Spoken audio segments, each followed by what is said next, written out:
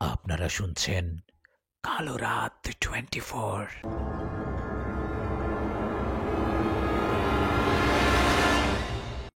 এই রাতুল, তুই যাবি কিনা বল।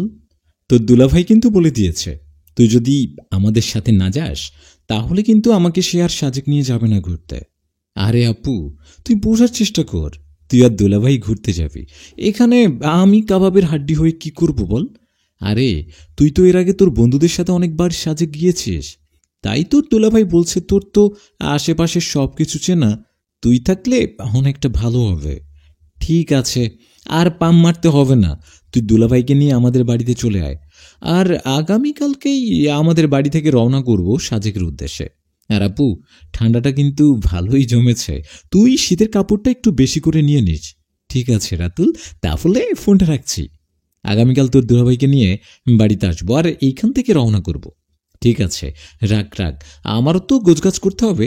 আর বাবা মাকে তো জানাতে হবে তোরা আসতেছিস, তোদের জন্য ভালো মন্দ রান্না করতে হবে নাকি। তোর জামাই তো আবার ভিআইপি। ভালো হচ্ছে না কিন্তু রাতুল, তোর দুলাভাই একটু সম্মান দিয়ে কথা বলতে পারিস না? আচ্ছা ঠিক আছে, ভুল হয়েছে, দুলাভাইকে নিয়ে চলে আসিস। রাখছি আপু, আল্লাহ হাফেজ। রিয়া, রিয়া তো আমার বড় হলেও আমরা দুই ভাই বোন একে অপরের বেস্ট ফ্রেন্ড। তাছাড়া আর হৃদয় ভাইয়া মানে আমার দুলাভাইও মাশাল্লাহ আমার মতোই খুব ফ্রি মাইন্ডেড। আগামীকাল আপু দুলাভাইয়ের বাড়িতে আসলে কাল রাত্রে রওনা করে দেব সাজেকের উদ্দেশ্যে। এর আগে আমি বহুবার সাজেকে গিয়েছি, কিন্তু যতবারই যাই না কেন আমার মন ভরে না। কারণ সাজেকের ওই মেঘলা আকাশ, চারিপাশের পরিবেশ আর পাহাড়ি এলাকার রান্না আমার হৃদয়কে ছুঁয়ে যায়। কিন্তু সব থেকে ভালো লাগে সাজেকের গভীর রাতে বেঞ্চে বসে আকাশের চাঁদ দেখতে। যখন চারিপাশের পরিবেশটা পুরোপুরি নিরিবিলি হয়ে যায়, ওই আকাশের পূর্ণিমার চাঁদটা দেখতে যে কি অসম্ভব সুন্দর লাগে। কথা মতো পরের দিন রিয়া আপু আমাদের বাড়িতে চলে আসে হৃদয় ভাইয়াকে নিয়ে। দুপুরে সকলে মিলে জমিয়ে খাওয়া দাওয়া করি আর রাতে রওনা করি সাজেকের উদ্দেশ্যে। হৃদয় ভাইয়ার নিজের গাড়ি থাকায় আমাদের আর বাসে জার্নি করতে হয় না। সাজেকে পৌঁছাতে পৌঁছাতে আমাদের ভোর সকাল হয়ে যায়। সাজেক আসার পর সব থেকে ভালো মানের একটি হোটেল খুঁজে বের করা খুবই কষ্টের। আপনার দেখে মনে হবে সবগুলো হোটেল যেন বেস্ট, তবে আপনার খেয়াল রাখতে হবে কোনটা আপনার জন্য বেস্ট। আমি যেহেতু সাজেকে এর আগে বন্ধুদের সাথে অনেকবার এসেছি, তাই এই সম্পর্কে আমার কিছুটা হলেও ধারণা ছিল। আমি রিয়া আপু আর হৃদয় ভাইয়াকে নিয়ে উঠে পড়ি এখানকার সব থেকে উন্নত মানের একটি ভালো হোটেলে। দুপুরে তিনজন মিলে হোটেলে জমিয়ে পাহাড়ি এলাকার রান্না খেলাম। তারপর বিকেলে সাজেকের আশেপাশের পাহাড়ি কিছু এলাকা ঘুরে দেখলাম। সন্ধ্যার সময় ফিরে আসলাম হোটেলে। রিসোর্টে আসার পর আমরা রেস্ট নেওয়ার জন্য নিজেদের রুমে চলে গেলাম।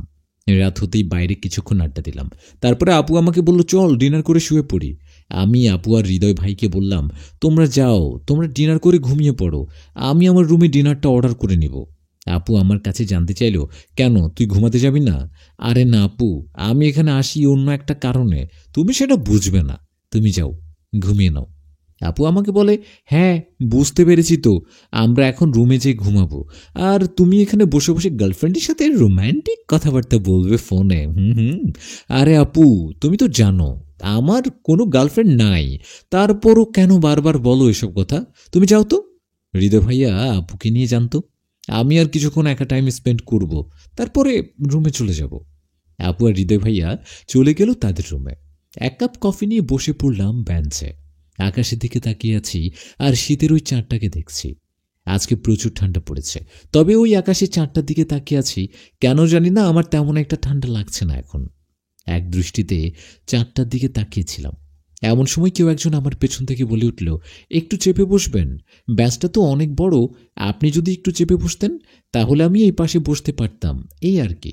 আমি সাথে সাথে পেছনে ঘুরে তাকাই, আমি দেখতে পাই নীল রঙের একটি শাড়ি পরে একটি মেয়ে দাঁড়ানো, আর সে আমাকে এই কথাগুলো বলছে। আমি খুবই অবাক হই, যেখানে আমি মোটা মোটা দুইটা জ্যাকেট গায়ে দিয়ে আছি, আমার তাতেও ঠান্ডা মানছে না, সেখানে কিনা এই মেয়েটি একটি শাড়ি পরে আছে এই ঠান্ডার ভিতরে। মেয়েটি দেখতে অসম্ভব সুন্দরী। আমি তার দিকে তাকিয়ে বললাম জি বসুন না, আমি চেপে বসছি, আপনি এই পাশটাতে বসুন। মেয়েটি আমাকে ধন্যবাদ দিয়ে আমার বেঞ্চের আরেকটি পাশে বসলো আর আমাকে বলতে শুরু করলো কিছু মনে করবেন না, আমি জানি ওই পাশটাতে আরও অনেক বেঞ্চ আছে, তবে আপনাদের এখানে ফায়ার ক্যাম্প করছেন এ কারণে আগুন পোহাতে চলে আসলাম। আমি মেয়েটিকে বললাম, ও আচ্ছা, না না সমস্যা নেই, আপনি এখানে বসতে পারেন, কিন্তু এত ঠান্ডার মাঝে আপনি কেন শাড়ি পরে আছেন? আপনি খুবই অদ্ভুত একটা মেয়ে তো, আপনার কি ঠান্ডা লাগছে না? মেয়েটি আমাকে বলে, জানেন, আমি তখন ওই আকাশের চাঁদটার দিকে তাকাই, তখন আমার কেন জানি না ঠান্ডা লাগে না। এই কারণে আমি গরমের কোনো জামা পরিনি। আমি এটা শুনে তো হতবাক। আমার চিন্তাভাবনার সাথে তার চিন্তাভাবনা কি করে এত মিলতে পারে? মেয়েটি আমাকে আরও বলল, আপনি কি জানেন, আমি ছোটবেলায় আমার নানুর মুখে শুনেছি ওই চাঁদে নাকি অনেকগুলো পরী থাকে, যাদেরকে অনেকে চাঁদের বুড়ি বলে চীনে, কিংবা চাঁদের বুড়ি বলে চীনে। আমি বলি, কি বলছেন এইসব? আপনি কি এখনো ছোট নাকি? সেগুলো তো আমাদের দাদু দাদারা ছোটবেলায় আমাদের গল্প শোনাতো। চাঁদের ভিতরে কি করে পরী থাকতে পারে? আর চাঁদের বুড়ি এগুলো শুধু গল্প কথা, কখনোই কেউ দেখেনি তাদের। মেয়েটি আমাকে বলল, হ্যাঁ, তাদের কেউ দেখেনি ঠিক, কিন্তু তারা যে নেই এটা কিন্তু ঠিক না। চাঁদে এখনো অনেক পরীরা বসবাস করে, তারা মানুষদেরকে দেখতে পায়, কিন্তু মানুষ তাদের দেখতে পায় না। মেয়েটি তার কথাগুলো এত সুন্দরভাবে গুছিয়ে বলছিল, আমার এত ভালো লাগছিল, মন চাচ্ছিল সারা রাত তার কথাগুলো আমি শুনি। আমি মেয়েটিকে বললাম, কিছু না মনে করলে কি আমি আপনার নামটা জানতে পারি? মেয়েটি তখন আমাকে বলল, আমার নাম নীলিমা। আর আপনার নাম আমি জানি, রাতুল, তাই না? মেয়েটির মুখে নিজের নাম শুনে আমি তো হতবাক। কি করে সে আমার নাম জানতে পারে? সে কি আমাকে চেনে নাকি? আমি নীলিমাকে বলি, আপনি কি আমাকে চিনেন নাকি? নীলিমা আমাকে বলে, হ্যাঁ চিনি তো, আপনি প্রতি শীতে তো সাজেক আসেন বন্ধুদের সাথে ঘুরতে, আর এই বেঞ্চটাতে বসে আকাশের চাঁদের দিকে তাকিয়ে থাকেন। আমি বলি, তার মানে আপনিও প্রতি শীতে আমারই মতো সাজেকে ঘুরতে আসেন, তাই না? নীলিমা বলে, মোটেও না, আমি সাজেকে ঘুরতে আসি না, আমি যে জায়গায় থাকি সেখান থেকে পুরো পৃথিবীটাকে দেখা যায়। আমি তাকে বলি, এটা কেমন জায়গা? এমন তো কোনো জায়গাই নেই যেখানে বসে পুরো পৃথিবীকে দেখা যায়। আপনি কি আমার সাথে মজা করছেন নাকি? তখন নীলিমা আমাকে বলে, রাতুল, পৃথিবীতে অনেক কিছু আছে, সেটার বিষয়ে বোধহয় আপনি জানেন না। আপনি যেটা চোখে দেখছেন সেটাই বিশ্বাস করেন, যেটা কানে শুনেছেন সেটা সম্পর্কে জানেন, কিন্তু আপনার অজানা এই পৃথিবীতে আরও অনেক কিছু আছে। ঠিক আছে রাতুল, অনেক রাত হয়ে গেছে, আজকে আমি যাই, দেখা হবে কাল রাতে। আমি বলি, কাল রাতে কেন? আসুন না, কাল সকালে আমাদের সাথে জয়েন করেন। আমার আপু আর দুলাভাইও এসেছে, আমরা আগামীকাল নাস্তা করে বের হব চারিপাশে ঘুরতে। আপনি চাইলে জয়েন করতে পারেন আমাদের সাথে। নীলিমা আমাকে খুব অবাক করে বলল, আমি চাইলেও দিনের বেলায় আপনাদের সাথে ঘুরতে যেতে পারবো না, আমাকে মাফ করবেন। এটা বলে নীলিমা হোটেলের দিকে হাঁটা দিল। নীলিমা নামক মেয়েটি যাওয়ার পরে আমি ভাবছিলাম মেয়েটি কতই না অদ্ভুত, তার কথাগুলো অদ্ভুত, সে আসলে কে? অনেকটা রাত হয়ে গেছে, এই কারণে আর আমি বাইরে বসে থাকলাম না, আমি আমার রুমে গিয়ে ঘুমিয়ে পড়লাম। পরদিন সকালে রিয়া আপু আর হৃদয় ভাইয়া আমাকে ঘুম থেকে টেনে তোলে। তারপরে আমরা একসাথে নাস্তা করে বের হয়ে গেলাম চারিপাশে ঘুরতে। ঘুরতে ঘুরতে আমরা পাহাড়ি এলাকার অনেক গভীরে চলে আসি। ওইদিকে সন্ধ্যা হয়ে যাচ্ছে, তাই আমি আপুকে বলি, আপু যে এখানে একটু দাঁড়া, আমি আসছি। রিয়া আপু আর হৃদয় ভাই আমার কাছে জানতে চায়, কোথায় যাচ্ছ? আমি হৃদয় ভাইকে বলি, হৃদয় ভাইয়া, আমি আমার বন্ধুদের সাথে পাহাড়ের আগেও এসেছি, এখানে পাশে একটি খুব সুন্দর নদী আছে যেটার নাম রূপরাঙ্গা নদী। হৃদয় ভাইয়া, তোমাকে বললে বিশ্বাস করবে না, সন্ধ্যার সময় পাহাড়ে দাঁড়িয়ে সে নদীর মাঝ বরাবর দিয়ে সূর্য অস্ত দেখতে অসম্ভব সুন্দর লাগে। হৃদয় ভাইয়া, রিয়া আপু আমাকে বলল, তাহলে আমাদেরকেও নিয়ে যাও। আমি তাদের বললাম, আজকে না আপু, আগামীকাল নিয়ে যাব, আজকে খুব সময় কম, আমি এক দৌড়ে যাব আর আসবো, কারণ এই কিছুক্ষণ পরেই তো অন্ধকার নেমে আসবে। আমি রিয়া আপু আর হৃদয় ভাইকে বললাম, তোমরা বরং কথা বলতে বলতে হোটেলের দিকে আগাতে থাকো, আমি এক দৌড়ে সেখানে যাব আর কিছু ছবি তুলে আবার ফিরে আসবো। হৃদয় ভাই তখন আমাকে বলে, ঠিক আছে, বেশি সময় নিও না, আমি আর তোমার আপু হোটেলের দিকে যাচ্ছি, তুমি খুব তাড়াতাড়ি ফিরে এসো। আমিও দৌড় লাগাই সেই নদীর দিকে। সেখানে গিয়ে আমি পাহাড়ের উঁচু থেকে সূর্যাস্ত দেখি, তারপর আবার তাড়াহুড়ো করে হোটেলে থেকে হাঁটা দেই। তাড়াহুড়ো করে আমি পাহাড় থেকে নামার সময় আমার পাটা মুচকে যায়, আমি একটা চিৎকার দেই, আমি দাঁড়াতে পারছিলাম না, আমার পাটা খুব বাজেভাবে মুচকে গেছে। কি করব? বুঝতে পারছিলাম না। পকেট থেকে ফোনটা বের করলাম আব্বুকে ফোন দেওয়ার জন্য, কিন্তু এখানে নেটওয়ার্ক নেই। অপর পাশে দিনের আলোর ফুরিয়ে রাতের অন্ধকারে নিয়ে এলো। আমি কি করব বুঝতে পারছিলাম না। কোনোভাবে নিজেকে সামলিয়ে আবার আস্তে আস্তে দাঁড়াই আর পাহাড় থেকে নামতে শুরু করি। ফোনের আলোতে আমি বেশি দূর দেখতে পারছিলাম না। কোন পথে যাচ্ছিলাম সেটাও বুঝতে পারছিলাম না।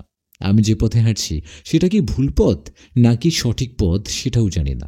অনেকক্ষণ হাঁটার পর আমি লক্ষ্য করতে পারি আমি এখন গভীর জঙ্গলের মাঝে। তার মানে আমি ভুল পথে চলে এসেছি। কি করব আমি? রাতের অন্ধকারে নেমে এসেছে। আমি কি করে এখন ফিরে যাব আমাদের হোটেলে? তখনই আমার কানে অদ্ভুত ধরনের কিছু শব্দ আসে।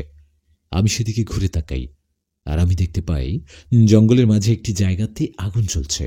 আমি ভাবলাম হয়তোবা সেখানে কোনো মানুষ আছে। আমি যাই, তাদের কাছে সাহায্য চাই। সাহায্য চাওয়ার আশায় আমি সেদিকে এগিয়ে যাই। কিছু দূর আগাতে আমি বুঝতে পারি সেখানে দুইটি লোক দাঁড়ানো। আমি সেই দুটি লোককে ডাক দিতে যাব, তখনই আমার পেছন থেকে কেউ একজন আমার মুখটাকে চেপে ধরে। আমি পেছনে ঘুরে তাকিয়ে দেখি এ তো নীলিমা। নীলিমা এখানে কি করে এলো? নীলিমা আমাকে বলছে, তোমার ফোনের আলোটা নিভিয়ে ফেলো, তাড়াতাড়ি করো, নয়তো তারা দেখে ফেলবে, জলদি করো। আমি আমার ফোনের আলোটা নিভিয়ে ফেলি। তারপর নীলিমার কাছে জানতে চাই কি হয়েছে, আর তুমি এত আস্তে আস্তে কেন কথা বলছো, আর তুমি এত রাতে এখানে কি করে এলে? নীলিমা আমাকে বলে, সবটা বলবো, কিন্তু তুমি এখানে চুপ করে দাঁড়াও, কোনো নড়চড়া করো না, নয়তো তারা বুঝে যাবে আমরা এখানে আছি। তারা যদি বুঝে যায় তাহলে আমাদের আর কোনো রক্ষা নেই। কিন্তু আমি নীলিমাকে বলেছি, তুমি কাদের কথা বলছো? ওইখানে তো দুজন মানুষ দাঁড়িয়ে আছে, আমরা তাদের কাছে সাহায্য চাই, আর এখান থেকে বের হয়ে হোটেলে চলে যাই, আসো।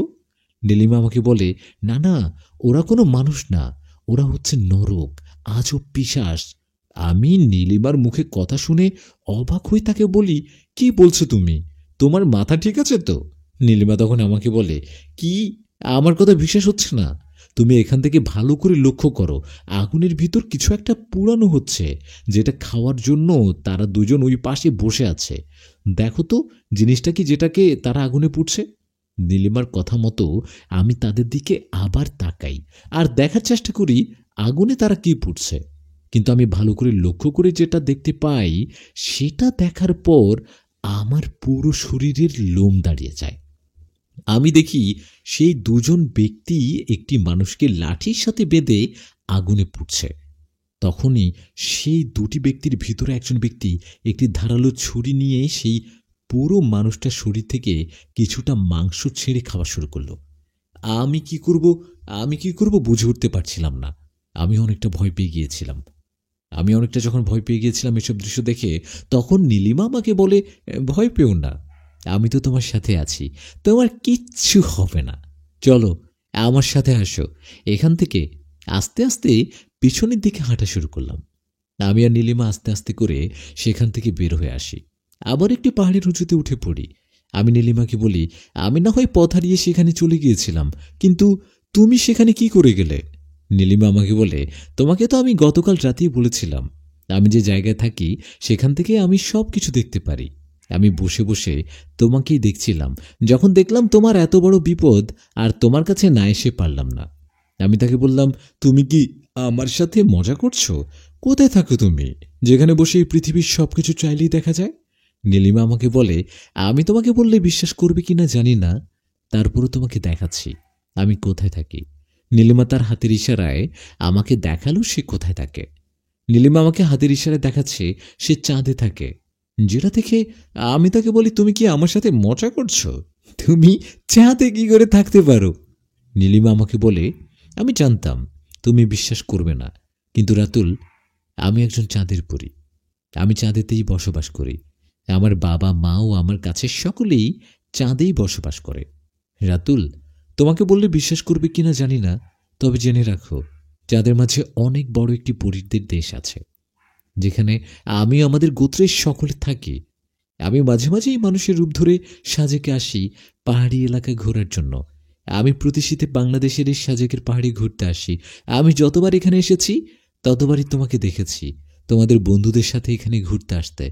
তোমাকে দেখলে মনে হতো তুমি আর 5 জন ছেলের মতো না, তুমি আমার বন্ধুদের সাথে সময় খুব কম দিতে, আর একা ভাবে এই বেঞ্চে বসে আকাশের ওই চাঁদটাকে দেখতে গভীর রাত পর্যন্ত। তোমাকে আমি দূর থেকে দেখতে দেখতে কখন যে অনেক কাছের মানুষ ভাবতে শুরু করলাম আমি নিজেও জানি না। আমি দেখলাম এবার শীতে তুমি তোমার বোন দুলাভাইকে নিয়ে এখানে এসেছো, তাই ভাবলাম মানুষ রূপে তোমার সাথে কথা বলা যায়। তাই গতকাল রাতে আমি মানুষ রূপে এসে বেঞ্চে বসে তোমার সাথে কথা বলতে শুরু করলাম। আমরা চাঁদের পরী, আমাদের কাছে অদ্ভুত ধরনের কিছু শক্তি আছে। আমাদের চাঁদের প্রতিটা পরীর কাছে একটি করে জাদুর আয়না আছে, যে আয়নার মাধ্যমে আমরা পৃথিবীর যে কোনো স্থানে যে কোনো জিনিসকে স্মরণ করার সাথে সাথেই দেখতে পারি। আমি চাঁদে বসে জাদুর আয়নার মাধ্যমে তোমাকে দেখছিলাম, আর আমি দেখতে পাই তুমি খুব বড় একটা বিপদে ফেঁসে গেছো। তাই তাই তোমাকে এই বিপদের হাত থেকে বাঁচানোর জন্য ছুটে এসেছি আমি, রাতুল। নীলিমা আসলে আমার সাথে মজা করছে, কিন্তু তার চোখ দেখে মনে হচ্ছে না সে মিথ্যে কথা বলছে। নীলিমা আমাকে বলে, চলো তোমাকে তোমার হোটেলে ছেড়ে দিয়ে আসি, আসো আমার সাথে, আমি তোমাকে সঠিক পথে নিয়ে যাচ্ছি। তারপর নীলিমা আমাকে নিয়ে সঠিক পথ ধরে আমাদের হোটেলে ফিরে আসে। হোটেলের সামনে এসে নীলিমা আমাকে বলে, তুমি এখন হোটেলের ভিতরে চলে যাও, কারণ তোমার দুলাভাই আর আপু তোমাকে নিয়ে অনেক চিন্তা করছে। আমি জানি রাতুল, তুমি এখনো মানতে পারছো না আমি যে চাঁদের পরী। যেটা সত্য আমি সেটাই তোমাকে বলেছি। এখন মেনে নেওয়া বা না নেওয়া তোমার একান্ত বিষয়। তোমরা তো কালকে ফিরে যাচ্ছ, তুমি ভালো থেকো। আমি মাঝে মাঝে তোমাকে আমার জাদুর আয়না দেখব। আমি জানি না রাতুল, কিন্তু তোমাকে দেখতে আমার খুব ভালো লাগে। ভালো থেকো। তুমি উপরওয়ালা চাইলে আমাদের আবারও দেখা হবে। আমি শুধু অবাক হয়ে নীলিমার মুখের দিকে তাকিয়েছিলাম। সে কি বলছে এগুলো আমি ঠিক কিছুই বুঝতে পারছিলাম না। নীলিমা আমার থেকে বিদায় নিয়ে পাহাড়ের একটি পথ ধরে হাঁটতে হাঁটতে অন্ধকারের সাথে অদৃশ্য হয়ে গেল। তখনই আমার নাম ধরে ডেকে উঠল রিয়া আপু। আমি ঘুরে তাকিয়ে দেখি রিয়া আপু আর হৃদয় ভাইয়া আমার কাছে ছুটে আসলো আর বলল, কি রে, কই ছিলি তুই? তুই জানিস তোর জন্য আমার কত চিন্তায় পড়ে গিয়েছিলাম। তোর দুলাভাই তো তোর জন্য এখানকার থানা ফোন করে দিয়েছে যে তুই কোথায় ছিলি তুই এতক্ষণ। আমি হৃদয় ভাইয়া রিয়া আপুকে বলি, আপু আমি পথ হারিয়ে ফেলেছিলাম রাতের অন্ধকারে, তাই আসতে একটু দেরি হয়ে গেল।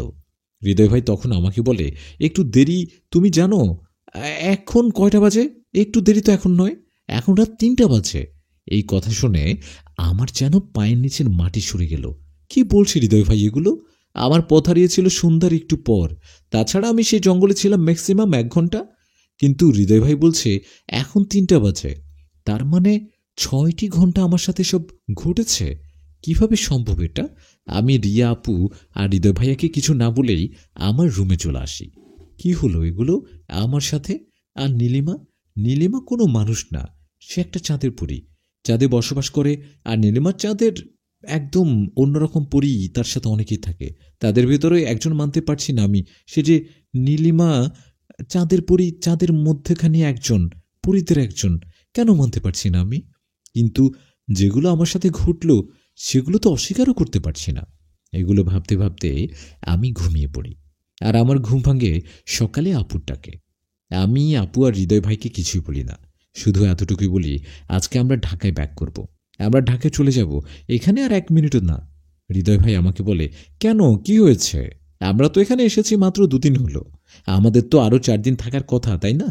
আমি ভাইয়াকে বলি, তাহলে আপনি রিয়া আপুকে নিয়ে এখানে থাকেন, আমি আজকে ঢাকায় ব্যাক করব। রিয়া আপু তখন বলে, ঠিক আছে ঠিক আছে, তুই এত উত্তেজিত হোস না তো, আমরা আজকে ঢাকায় ব্যাক করব। কথা মতো আমরা সেদিনই ঢাকায় চলে আসি। মূলত আমার ঢাকায় আসার কারণ একটাই, আমি কি পাগল হয়ে যাচ্ছি কিনা এটা পরীক্ষা করার জন্য। কারণ আমি ভাবছি আমার সাথে যেসব ঘটনাগুলো ঘটেছে সবটাই আমার হ্যালুসিনেশন, আমার কল্পনা। ঢাকায় আসার পর আমার অনেক ভালো লাগছে। আমি ভাবতে শুরু করলাম আমি ঢাকায় এসে ভালোই করেছি।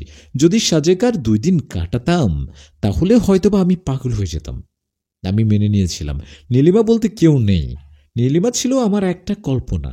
আর সেদিন ওই জঙ্গলের মাঝে যা যা দেখেছি সবগুলো ছিল আমার কল্পনাই। ঢাকায় আসার পর 1 মাস পার হয়ে যায়। হঠাৎ একদিন আমার নানু আমাদের বাড়িতে আসে গ্রাম থেকে। আমার নানুর বয়স 85 বছরের মতো হবে। নানু কিছুদিন আমাদের বাড়িতে বেড়াবে। একদিন আমি ঘরে বসে আমার ল্যাপটপে মুভি দেখছিলাম, তখনই নানু আমার ঘরে এসে বলল, কি করছো রাতুল? এই তো নানু, মুভি দেখছি, দেখবে নাকি তুমি? আসো। তোমাদের জামানায় তো এমন ধরনের ছবি তোমরা দেখোনি, ছবিটা দেখো, মজা পাবা। নানু তখন আমাকে বলল, আমাদের জামানায় অনেক কিছুই আমরা দেখেছি, যেটা কিনা এখন আর দেখা যায় না। ভাই রাতুল, তুমি কি জানো তোমার নানা যে কিনা এখন মারা গেছে, তার কাছে 2টা জিন 5টা পরি থাকতো। আসলে তোমার নানা ভাই ছিল একজন অনেক বড় কবিরাজ, আর তোমার নানা ভাই সেই জিন পরিদের মাধ্যমে মানুষের উপকার করত।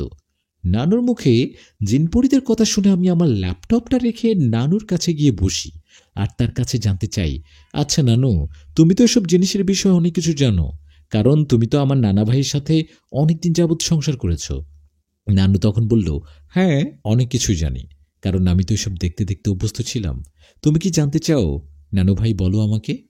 আমি তখন নানুর কাছে জানতে চাইলাম, আচ্ছা নানু, আমাদের আকাশের চাঁদের ভেতরে কি কোনো পরিদের দেশ আছে? নানু আমার মুখে এই কথা শুনে আমাকে বলল, শোন নানু ভাই, আমি এ বিষয়ে যতটুকু শুনেছিলাম তোমার নানা ভাইয়ের কাছে, ততটুকুই তোমাকে বলতে পারবো। তোর নানা ভাই আমাকে বলেছিল চাঁদ একটা পরীদের দেশ আছে, নীলপরীদের দেশ। সেখানে নাকি হাতে গোনা কয়েকটি পরী থাকে, যাদের বয়স কি না হাজার হাজার বছর। সেই নীলপরীরা নাকি চাঁদে বসে এই সকল জিনিস দেখতে পায়, কারণ প্রত্যেকটা নীলপরীর কাছেই আছে একটি করে জাদুর আয়না। তোমার নানা ভাই আমাকে এটা বলেছিল, নীলপরীরা নাকি চাঁদের বাইরে কোনোদিনও আসে না, তাদের পুরো জীবনটা সে চাঁদকে ঘিরে, আর চাঁদের পরীদের বিষয়ে খুব কম মানুষই জানে। কিন্তু তোমার মুখে আমি কথা শুনে অনেকটা অবাক হইলাম। নানু ভাই, তুমি এই কথাটা কোথা থেকে শুনছো? কোন ইন্টারনেটের মাধ্যমে কি জানিছো নাকি? আমি আমার নানুকে কি বলবো বুঝতে পারছিলাম না, কারণ আমি তো কোনো ইন্টারনেটের মাধ্যমে এগুলো জানিনি। আমার সাথে তো চাঁদের একজন পরী দেখা করতে এসেছিল, নীলিমা। তার মানে সেগুলো আমার কল্পনা ছিল না। নানু তখন আমার কাছে আবারও জানতে চায়, কি হলো, চুপ করে রয়েছো কিভাবে? জানলে তুমি চাঁদের পরীর বিষয় কিভাবে জানলে? আমি নানুকে বলি, একটি বইয়ে পড়েছিলাম, তাই তোমার কাছে জানতে ইচ্ছে হলো, এটা কি আসলে সত্যি নাকি মিথ্যা। নানু বলে, ও আচ্ছা, বইতে ওই সব বিষয় লেখা থাকে? বাহ, জানা ছিল না তো। যাই হোক, তুমি তোমার মুভি দেখো, আমি চলে যাই। নানু যাওয়ার পর আমি নিজে নিজেই ভাবছিলাম, তার মানে নীলিমা আসলেই আছে। নীলিমা আমার কোনো কল্পনা না, সে আমার সাথে সত্যি দেখা করতে আসতো। আর সেদিন ওই জঙ্গলে 2টি পিশাচের হাত থেকে নীলিমা আমাকে উদ্ধার করেছিল। তার মানে নীলিমা আসলে চাঁদের পরী। নীলিমা সে চাঁদে থাকা 20 জন নীলপরীদের ভেতরে একজন নীলপরী। সেই ঘটনার পর কেটে যায় 1টি বছর। চলে আসে আবারও শীতের মৌসুম। ফোনের উপরে ফোন, ফোনের উপরে ফোন। বন্ধুরা বারবার ফোন দিয়ে বলছে, সাজেক যাব, তুই যাবি না, এটা হতেই পারে না। একটা পর্যায়ে আমার সকল বন্ধুরা আমাকে জোর করে বাড়ি থেকে তুলে নিয়ে গেল সাজেকের উদ্দেশ্যে। বন্ধুদের সাথে গাড়িতে বসে আছি, গাড়ি চলছে সাজেক যাওয়ার পথে।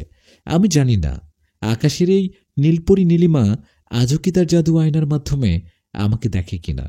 যদি সে এখন আমাকে তার জাদুর আয়নার মাধ্যমে দেখে থাকে, আমি চাইব সে যেন আমার সাথে অবশ্যই দেখা করতে আসে।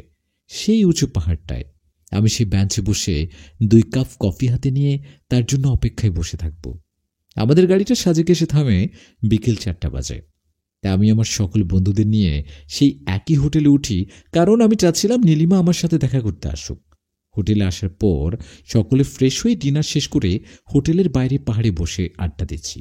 মনে মনে ভাবছিলাম, আড্ডা শেষে সব বন্ধুরা যখন ঘরে চলে যাবে, তারপরে আমি এখানে একা কিছুক্ষণ বসে থাকবো নীলিমার আশায়।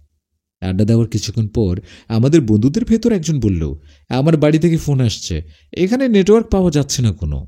আমি তখন আমার বন্ধুকে বললাম, এই পাশে নেটওয়ার্ক পাচ্ছে না, তুই যা পাহাড়ের ওই পাশটাতে যা, ওইখানে নেটওয়ার্ক আছে। আমার কথা মতো আমার বন্ধু ওই পাশটাতে চলে গেল। 1 থেকে 2 মিনিট পর আমার সেই বন্ধুর একটা মৃত্যু চিৎকার আমাদের সকলের কানে ভেসে এলো। সবাই মিলে ছুটে গেলাম সেই পাশটায়, কিন্তু সেখানে কেউ নেই, শুধু মাটিতে পড়ে আছে আমার বন্ধুর হাতে থাকা ফোনটা।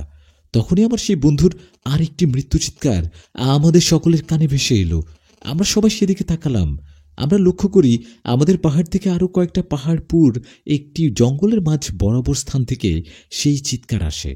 সকল বন্ধুরা বলে, কি হলো, কিছু বুঝতে পারলাম না। ও কি পাহাড় থেকে লাফ দিল নাকি কোথায় গেল?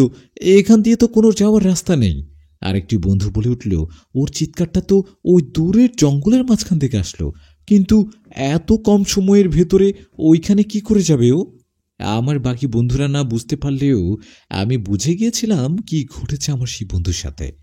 আমি ধারণা করছি সেদিন রাতে ওই দুইটি নরখাদক পিশাচ আমার ওই বন্ধুটাকে খাওয়ার জন্য নিয়ে গেছে। আমার বন্ধু যখন আমাদের সাথে ছিল তখন তার এই সুযোগটা পায়নি, কিন্তু যখন সে বাড়িতে কথা বলার জন্য এই স্থানটায় আসলো তখনই তারা সুযোগ বুঝে তাকে নিয়ে গেল। কি করব এখন আমি? আমি যদি আমার নাকি বাকি বন্ধুদের সব কিছু বলি তাহলে ওরা কোনোভাবে এটা মানবে না, কিন্তু আমি তো জানি এমনটাই হয়েছে, কারণ আমি সেদিন রাতে স্বচক্ষে দেখেছিলাম সে দুটি নরখাদক পিশাচকে। আমার সকল বন্ধুরা বলতে শুরু করলো, চল চল, এখানে আর সময় নষ্ট না করে তাড়াতাড়ি হোটেলের ভিতরে গিয়ে ম্যানেজারের থেকে এখানকার থানার নাম্বারটা নেই, আর যত দ্রুত সম্ভব আমরা সকলে এখানকার থানায় যাই আর এখানকার পুলিশদের সাহায্যে ওকে উদ্ধার করার চেষ্টা করি। আমরা সবাই আবার হোটেলের ভিতরে চলে আসি আর ম্যানেজারকে সব কিছু বলি। ম্যানেজার সাহেবের ছোট্ট সোনা বলে আবার একজন। তখন আমার বাকি বন্ধুরা ম্যানেজারের কাছে জানতে চাই, আবার একজন মানে? ম্যানেজার সাহেব তখন বলে, না না কিছু না, হ্যাঁ হ্যাঁ আমি দিচ্ছি এখানকার থানার নাম্বার, তোমরা কল করো আর যত তাড়াতাড়ি সম্ভব সেখানে যাও আর পুলিশদের মাধ্যমে তোমার বন্ধুকে খোঁজার চেষ্টা করো।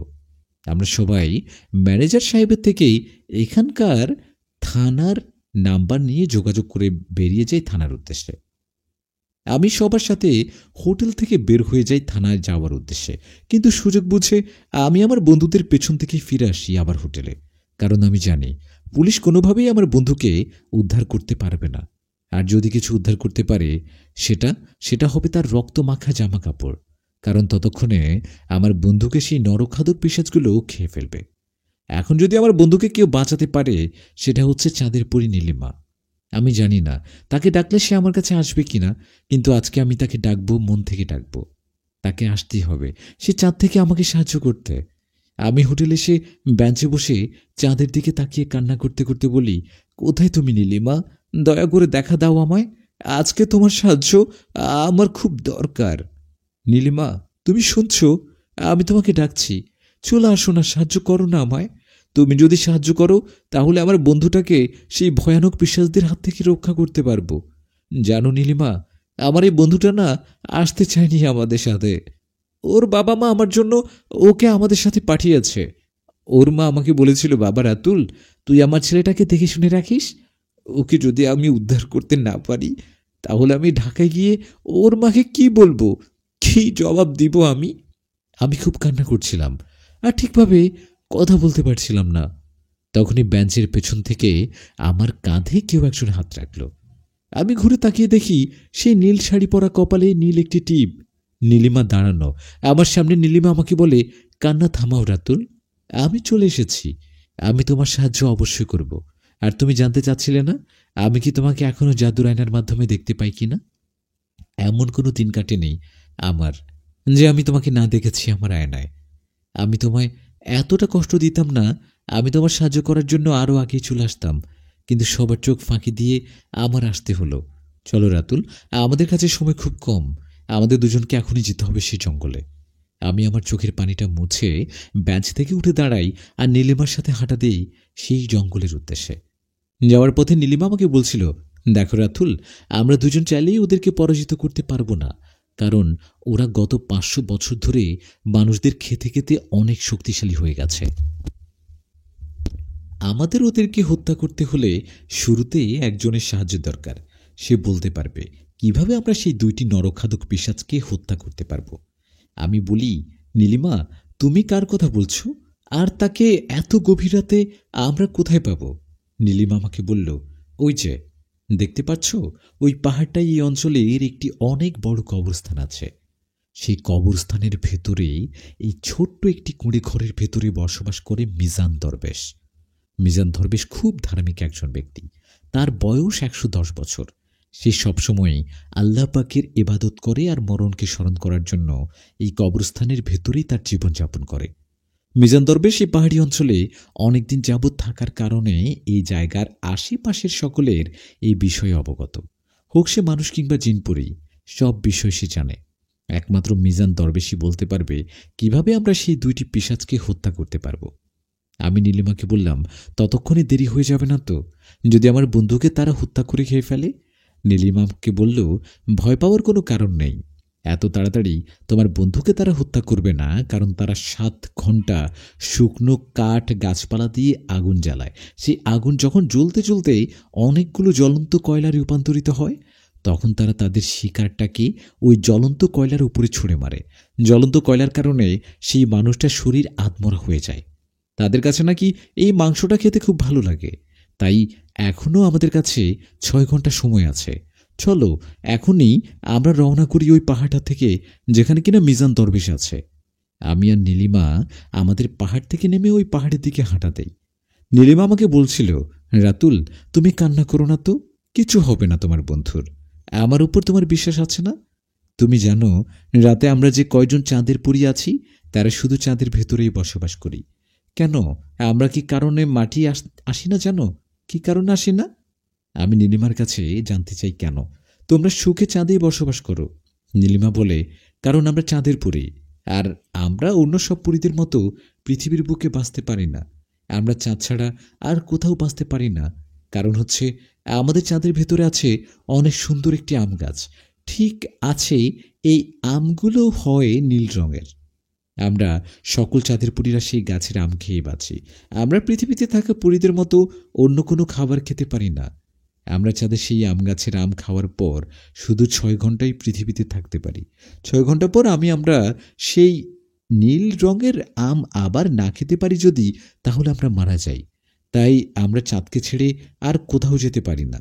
কারণ 6 ঘন্টা পর পর আমাদের ক্ষুধা পায়, আর ক্ষুধা নিবারণ করার জন্য সেই নীল রঙের আম খেতে হয় আমাদের।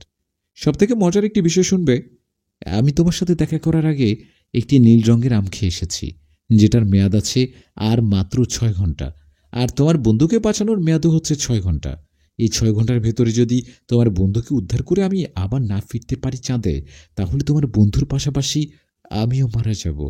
আমি তখন নীলিমাকে বলি, তাহলে তুমিই ফিরে যাও, আমি 2টা আপন মানুষ হারাতে পারবো না।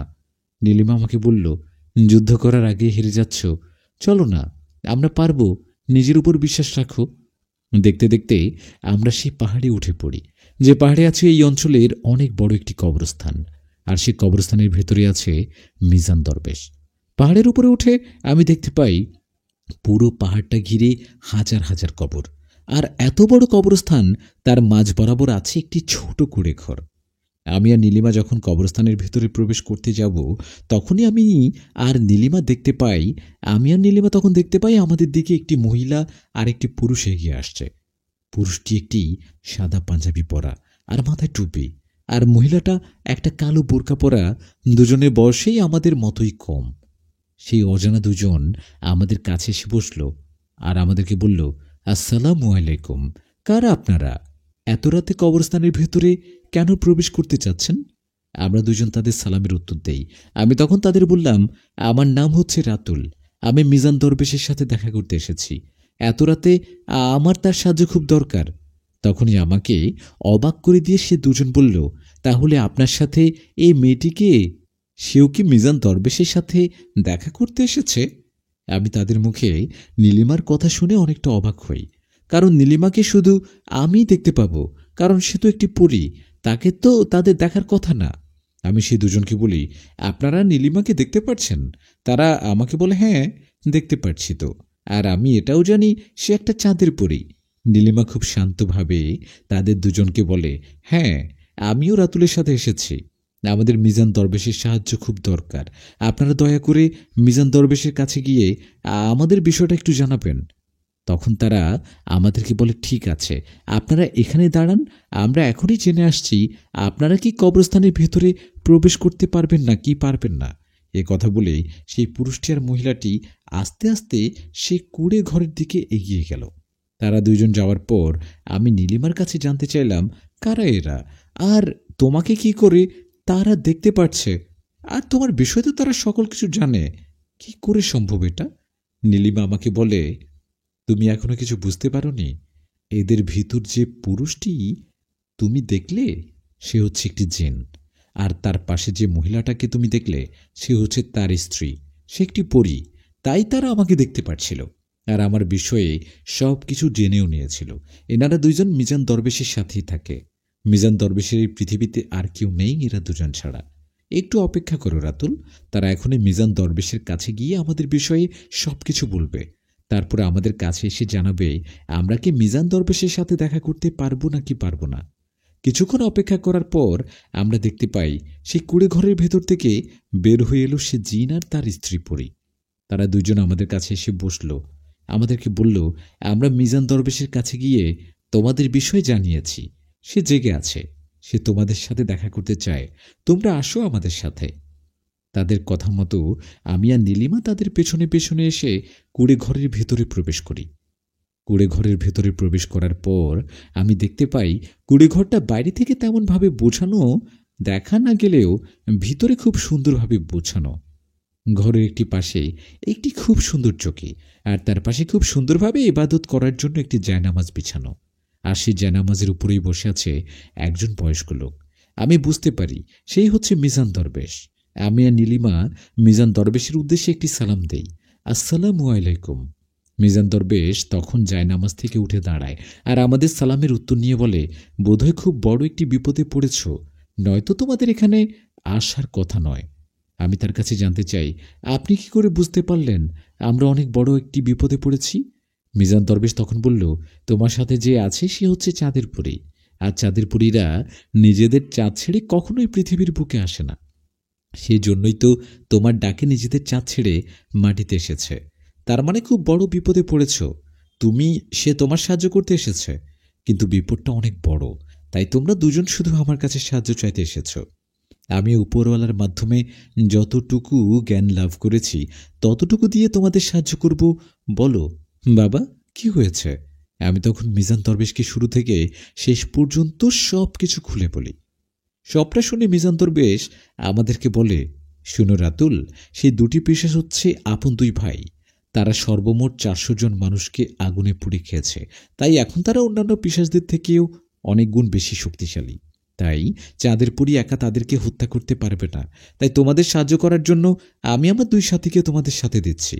তখন মিজান দরবেশ আমাদেরকে ওই পরী আর জিনের দিকে ইশারা দিয়ে বলল, এ হচ্ছে রহিম আর তার পাশে তার স্ত্রী রোকসানা। এরাই আমার দুই সাথী, এরাই যাবে তোমাদের সাথে সাহায্য করার জন্য। জানো রাতুল, এরা দুজনও আগে ছিল সেই খারাপ নরখাদক পিশাচদের মতো। এরাও নরখাদক জিন ছিল, এরা মানুষ ধরে ধরে খেত। আমি আর নীলিমা মিজান দরবেশকে বলি, কিন্তু তাদের দেখে তো এখন পুরোপুরি ভালো পরহেজগার জিন বলে মনে হচ্ছে। মিজান দরবেশ আমাদেরকে বলে, আজ থেকে অনেকগুলো বছর আগে, 2 বছর আগে আমি পাশের একটি পাহাড়ি এলাকা দিয়ে রাত 2টার দিকে হেঁটে হেঁটে আসছিলাম। আমার এই পাহাড়ের দিকে তখনই আমার সামনে এসে দাঁড়ায় রহিমার তার স্ত্রী রোকসানা। আমি তাদের দেখে বলেছিলাম, কি চাও? আমার পথ কেন আটকেছে তোমরা? সরে যাও বলছি। তখন তারা আমাকে বলেছিল, আমরা তো তোমাকে এখন হত্যা করবার খেয়ে ফেলবো, আমাদের পেটে অনেক ক্ষুধা লেগেছে। আমি তখন রহিমা রুকসানাকে বলি, ও তোমরা নরখাদক, ঠিক আছে, তোমরা আমাকে মেরে খেতে পারো, কিন্তু তার আগে তোমাদের একটি ছোট্ট হাদিস আমার মুখে শুনতে হবে, তারপর না হয় তোমরা আমাকে মেরে খেয়ে ফেলো। তখন তারা আমাকে বলেছিল, ঠিক আছে, এটা যদি তোমার শেষ ইচ্ছা হয়ে থাকে তাহলে বলো, আমরা শুনছি। আমি তখন তাদেরকে একটি হাদিস শোনাই। আমাদের প্রিয় নবী হজরত মুহাম্মদ সাল্লাল্লাহু আলাইহি সাল্লাম একদিন রাতে বসে আল্লাহর জিকির করছিল। তখন মহান আল্লাহ তাআলা তাকে একটি আদেশ করে। আল্লাহ তাআলা তাকে বলেছিলেন, হে নবী, তুমি কি শুধু মানুষদেরকে ইসলামের দাওয়াত দেবে? আমি তো জিনদেরও সৃষ্টি করেছি, আর তাদের জন্য আছে মধুময় জান্নাত ও ভয়াবহ জাহান্নাম। তুমি তাদেরকেও ঈমানের দাওয়াত দিয়ে আসো। আল্লাহ তাআলার তরফ থেকে এই আদেশ পাওয়ার পর হজরত মুহাম্মদ সাল্লাল্লাহু আলাইহি সাল্লাম আমাদের নবী তোমাদের জিন জাতিদের কাছে এসে ইসলামের দাওয়াত দেয়।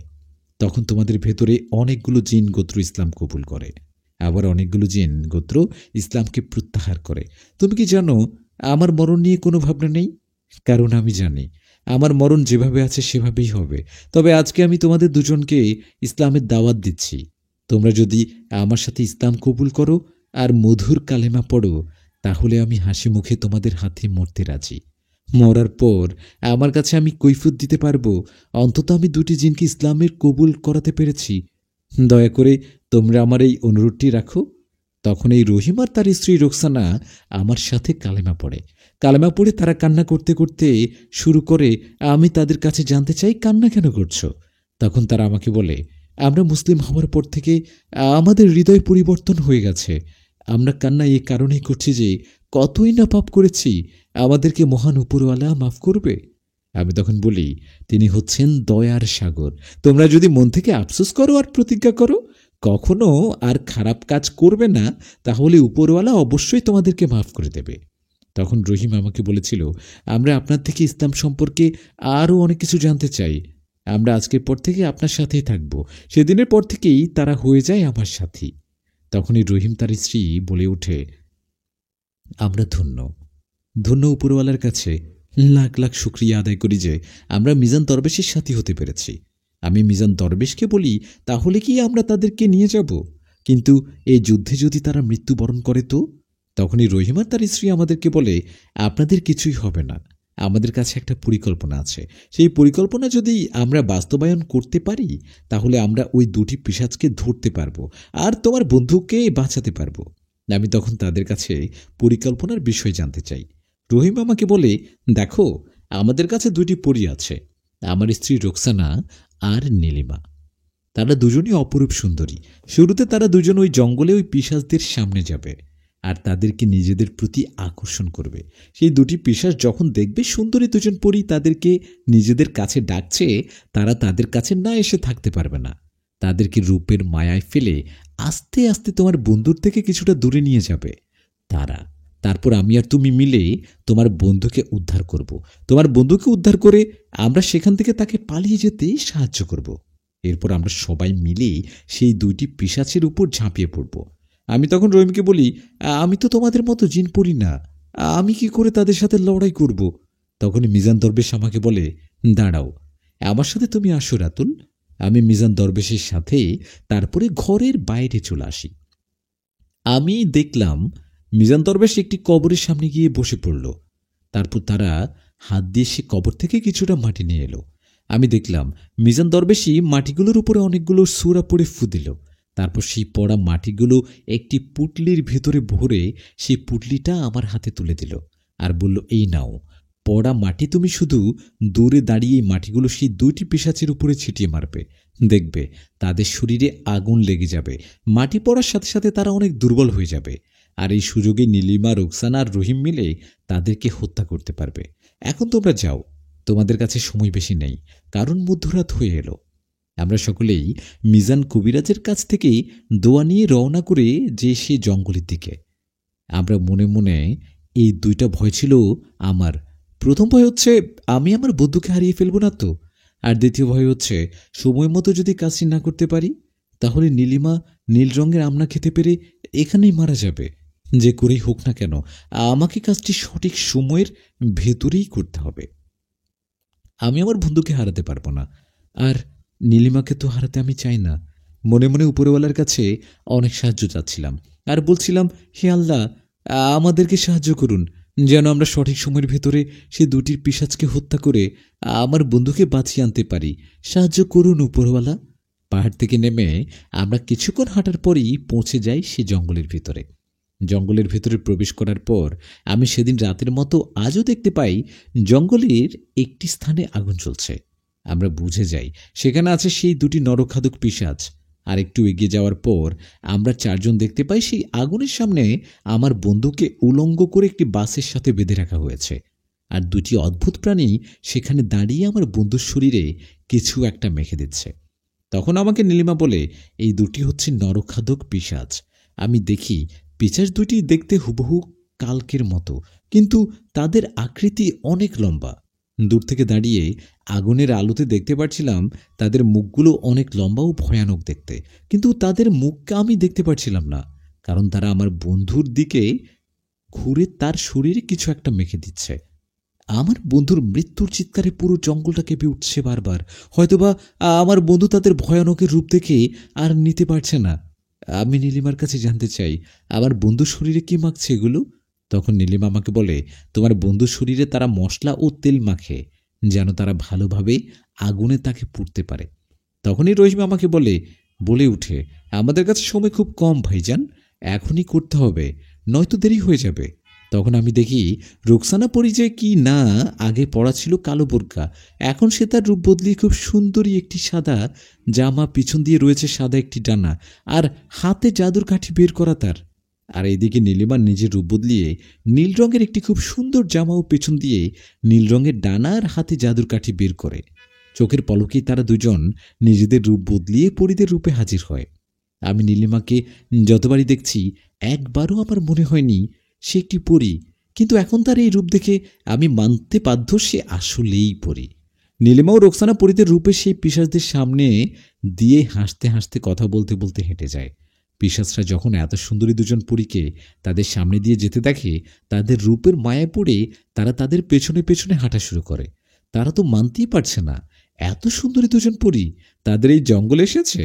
পিশাচ দুটি যখন রুকসানা আর নীলিমার পেছনে পেছনে যাচ্ছিল, এই সুযোগে আমি আর রহিম একসঙ্গে পৌঁছাই আমার বন্ধুর কাছে। রহিমকে আমার বন্ধু দেখতে পারছিল না। আমাকে দেখে আমার সেই বন্ধু হাউমাউ করে কান্না করে দেয়। আমি আমার বন্ধুকে কোনোভাবে শান্ত করি, তারপর তাকে বলি যে কোনো শব্দ করিস না, নয়তো সেই দুটি ভয়ানক পিশাচ আবারও চলে আসবে।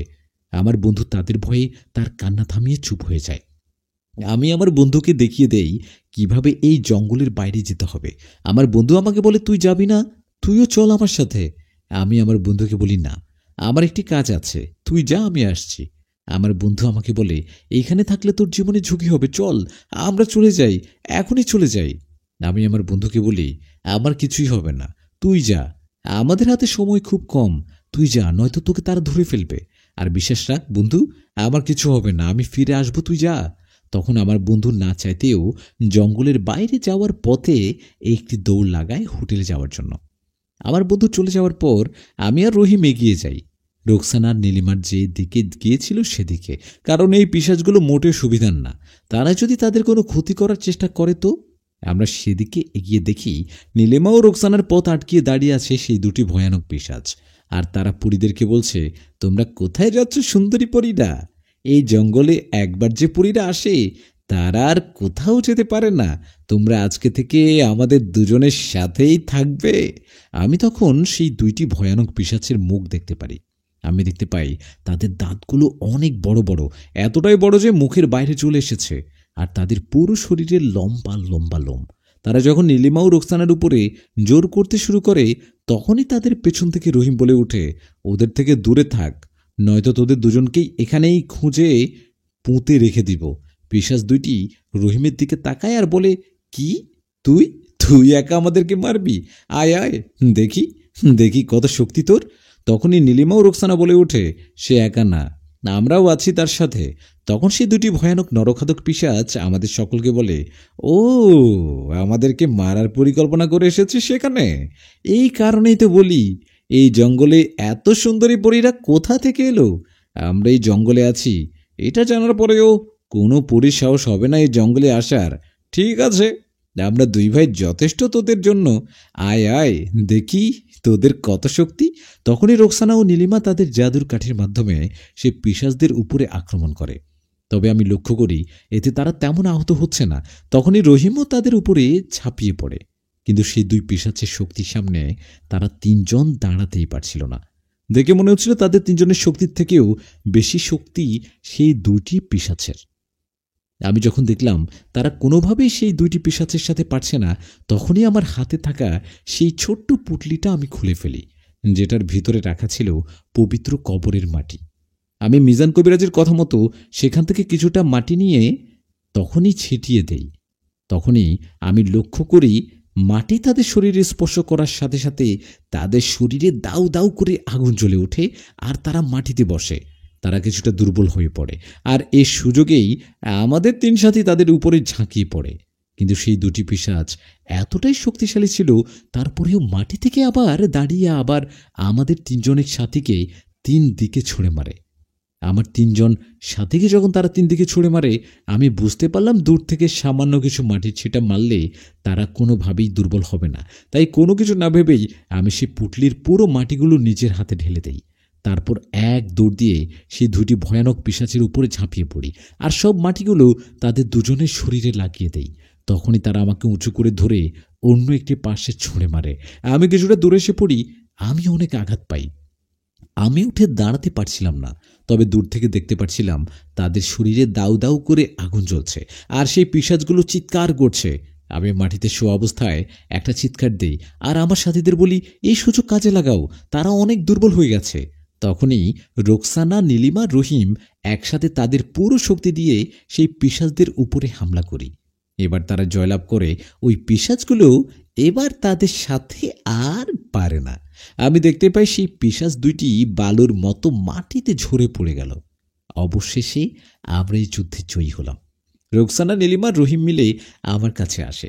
তারা সকলেই আমাকে মাটি থেকে টেনে তুলে আমরা সেই জঙ্গলের বাইরে চলে আসি। আমরা চারজন খুবই খুশি ছিলাম, কারণ এত বড় একটা যুদ্ধে আমরা জয়লাভ করেছি। কিন্তু তখনই তখনই নীলিমার কিছু একটা হলো।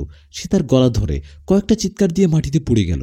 কি হলো তার সাথেই কিছুই বুঝতে পারলাম না, কিন্তু আমি লক্ষ্য করলাম নীলিমার পুরো শরীরটা হঠাৎ করে নীল রঙের হয়ে গেল।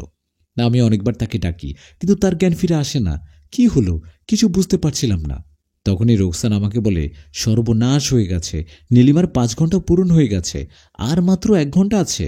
6 ঘন্টা ঘনিয়ে আসার কারণে নীলিমা অজ্ঞান হয়ে পড়ে গেছে। এখন সে যদি আর 30 মিনিটের ভেতরে নীল রঙের সে নিলাম না খেতে পারে তাহলে সে মারা যাবে। আমি বলি, কি বলছো এসব? এখন আমি নীল রঙের নিলাম কোথায় পাবো? নীলিমা তো বলেছে সে গাছ শুধুমাত্র চাঁদেই আছে। তখন রহিম আমাকে বলে, আমি নীল রঙের আমও গাছের সম্পর্কে জানি। এরকম একটি গাছ আমাদের পৃথিবীতেও আছে, কিন্তু কোথায় আছে সেটা আমি জানি না। হয়তোবা মিজান দরবেশ বলতে পারবে। আমি নীলিমাকে মাটি থেকে তুলে আমরা 3 জন সেই পাহাড় থেকে নেমে আবার মিজান দরবেশের কাছে যাওয়ার জন্য রওনা করি। আমি অঝরে কান্না করছিলাম। আমি খুব ভয় পাচ্ছিলাম, যদি নীলিমা আমার উপকার করতে এসে মারা যায় তাহলে আমি নিজেকে কখনো ক্ষমা করতে পারবো না। আমাকে এভাবে কান্না করতে দেখে রহিম আর রুকসানা বলে, তুমি চিন্তা করো না রাতুল, আমাদের হাতে এখনো 1 ঘন্টা সময় আছে। আমরা নীলিমাকে সঠিক সময়ের ভেতরেই বাঁচিয়ে নেব, তুমি চিন্তা করো না। আমরা আবারও সেই পাহাড়ের উঁচুতে ওই কবরস্থানের ভেতরে আসি আর সেই ছোট্ট ঘরটার ভেতরে প্রবেশ করি। আমাদের দেখে মিজান কবিরাজ আমাদের কাছে এসে জানতে চায়, সবকিছু ঠিক আছে তো? নীলিমা এভাবে অজ্ঞান হয়ে আছে কেন? কি হয়েছে? এ কি, নীলিমার শরীর এভাবে নীল হয়ে আছে কেন? তার মানে কি আমি যেটা ভাবছি সেটাই হয়েছে? নীলিমা সেই নীল রঙের আম খেতে না পেরে এরকম অসুস্থ হয়ে গেছে? আমি যখন দরবেশকে বলি, হ্যাঁ হ্যাঁ ঠিকই ধরেছেন, কিছু একটা করেন, যে করেই হোক নীলিমাকে আপনাকে বাঁচাতেই হবে। দরবেশ আমাকে তখন বলে, দেখো, বাঁচানোর মালিক আল্লাহ, তবে নীলিমাকে এখন সুস্থ করতে হলে নীল রঙের আম গাছে নীল রঙের আম লাগবে। আর আমি জানি সেই গাছটি কোথায় আছে। এই পুরো বিশ্বে শুধু নীল রঙের আম গাছ 2টি আছে, একটি হলো চাঁদে আর একটি আমাদের এই পৃথিবীতে। আমি তখন মিজান দরবেশকে বলি, সে জাদুর গাছ আমাদের পৃথিবীতে আছে? কই, আমি তো গাছের বিষয়ে কোথাও কোনো কিছু শুনিনি। তখন মিজান দরবেশ আমাকে বলে, আছে, কিন্তু সেই গাছের বিষয়ে সবাই জানে না। শুধু আমার মতোই কিছু ফরেজগার ইমানদার জানেন। ইমান খুবই শক্ত, যারা বিশ্বাস করে উপরওয়ালা ও রাসূল সাল্লাল্লাহু আলাইহি সাল্লাম ছাড়া আমাদের কোনো গতি নেই, একমাত্র তারা এই জাদুর গাছের সম্পর্কে জানে। তবে সেই জাদুর গাছ আমাদের বাংলাদেশ থেকে অনেকটা দূরে আছে। আমি তখন মিজান দরবেশের কাছে জানতে চাই, কোথায় আছে সে জাদুর গাছ এখন? মিজান দরবেশ আমাকে বলে, বাংলাদেশ থেকে অনেকটা দূরে মিশরে একটি মরুভূমির ছোট্ট একটি পাহাড়ের গুহার ভিতরে আছে সেই জাদুর আম গাছটি। আমি বলি, আমাদের হাতে তো মাত্র আর 1 ঘন্টা সময় আছে। 1 ঘন্টার ভেতরে যদি সেই জাদুর আম গাছ নীল রঙের আম এনে নীলিমাকে না খাওয়াতে পারি তাহলে তো সে মারা যাবে। কিন্তু কিন্তু মিশর তো পৃথিবীর আরেক প্রান্তে। 1 ঘন্টার ভেতর বাংলাদেশ থেকে মিশরে গিয়ে আবার ফিরে আসা কোনোভাবেই সম্ভব না, এটা তো অসম্ভব। তখন মিজান দরবেশ আমাদেরকে বলে, উপরওয়ালা চাইলে সবই সম্ভব, তুমি আসো আমার সাথে। মিজান দরবেশ আমাদের সকলকে নিয়ে এই কবরস্থানের একটি কবরের সামনে এসে দাঁড়ায়। সে কবরের সামনে দাঁড়িয়ে মিজান দরবেশ বলতে শুরু করে, যাব মিশর যাব, ভিন দেশ আনতে হবে, নীল আম খুলে দাও তোমার দুয়ার। আমরা সকলেই তখন অবাক হয়ে দেখতে পাই কবরের মাটিটা 2 ভাগ হয়ে সরে গেল। আমি দেখি কবরের ভেতরে কোনো লাশ রাখা নেই, সুড়ঙ্গ দিয়ে একটি রাস্তা চলে গেছে মাটির নিচ পর্যন্ত। মিজান দরবেশ আমাকে বলে, বিসমিল্লাহর নাম বলে তোমরা 3 জনই সুড়ঙ্গ দিয়ে হাঁটা শুরু করো। এই পথ তোমাদের শেষ হবে মিশরের সেই পাহাড়ের সামনে গিয়ে, আর সেই সুড়ঙ্গ পাড়ি দিতে তোমাদের লাগবে মাত্র 20 মিনিট। আমি মিজান দরবেশকে বলি, কি বলছেন, এটাও কি সম্ভব? 20 মিনিটের ভেতরে আমরা মিশরে চলে যাব? মিজান দরবেশ আমাকে বলে, কতবার বলবো এক কথা? উপরওয়ালা চাইলে সব কিছু সম্ভব। যাও তোমরা, আমাদের কাছে সময় নেই, নয়তো নীলিমাকে কোনোভাবেই বাঁচানো সম্ভব না। যাও তোমরা। আমি বলি, হ্যাঁ যাচ্ছি, আমরা এখনই যাচ্ছি। তারপরে আমি, রোকসানা আর রহিম মিলে সেই পথ ধরে হাঁটা শুরু করি। এই সুড়ঙ্গের পথে নেই কোনো আলোর চিহ্ন। আমরা তিনজন একে অপরের হাত শক্ত করে ধরে সামনে থেকে এগিয়ে যাচ্ছি। 20 মিনিট হাঁটার পর অনেক দূর থেকে আমরা আলোর রশ্মি দেখতে পাচ্ছিলাম। আর আস্তে আস্তে যখন আমরা সেই আলোর কাছে চলে আসি, আমরা দেখতে পাই আমরা সুড়ঙ্গর শেষ প্রান্তে চলে এসেছি। আমরা সুড়ঙ্গ থেকে বাইরে আসার পর কোনোভাবে মানতে পারছিলাম না সামনের দৃশ্যটাকে দেখে। আমি দেখি আমরা মিশরের সেই মরুভূমির সামনে দাঁড়ানো। আমি আরও অবাক হই এই জিনিসটা দেখে। আমরা রওনা করেছিলাম রাতের বেলায়, কিন্তু এখানে তো এখন বেলা দুপুর। তখনই আমরা তিনজন দেখতে পাই আমাদের থেকে কিছুটা দূরে একটি পাহাড়, আর সেই পাহাড়ের একটি পাশ দিয়ে ছোট্ট একটি ফাটল দেখা যাচ্ছে। তার ভিতরে ঢোকার জন্য আমরা তিনজন বুঝে যাই সেখানেই আমাদেরকে যেতে হবে, কারণ তাছাড়া আশেপাশে শুধু বালু আর বালু। এই মরুভূমি, তার আশেপাশে কিছু দেখা যাচ্ছে না সেই পাহাড়টা ছাড়া।